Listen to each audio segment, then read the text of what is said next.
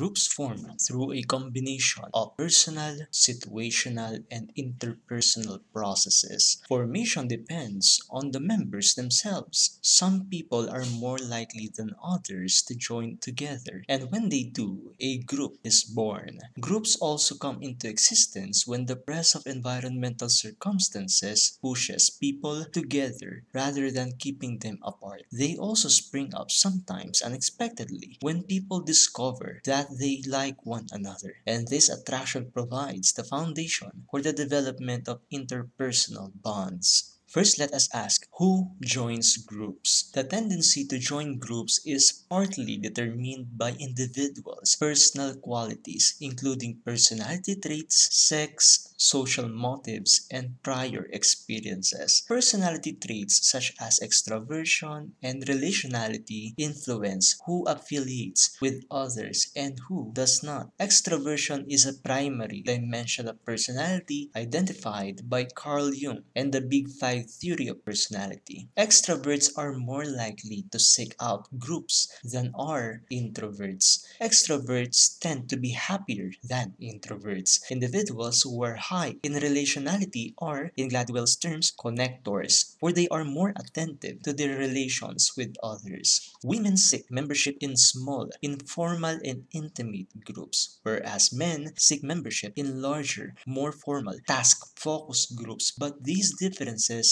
are not substantial ones. The strength of social motives such as the need for affiliation, the need for intimacy, and the need for power also predict one's group joining proclivities. Schall's fundamental interpersonal relations orientation theory explains how people use groups to satisfy their need to receive and express inclusion, control, and affection.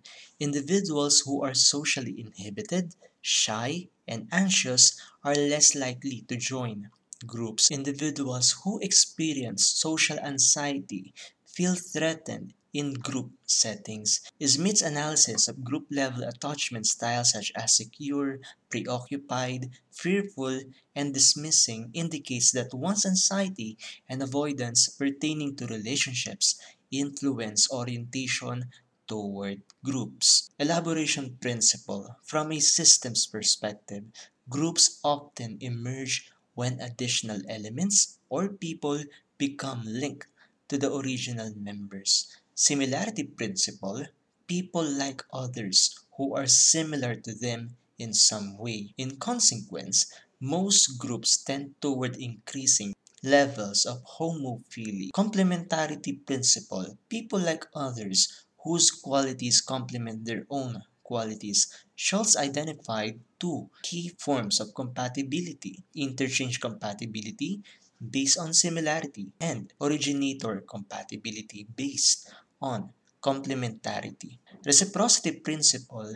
Liking tends to be mutual. Minimax principle, individuals are attracted to groups that offer them maximum rewards and minimal cost. Kelly's social exchange theory maintains that satisfaction with group membership is primarily determined by comparison level or CL, whereas the comparison level for alternatives or CL alt determines whether members will join, stay in, or leave a group.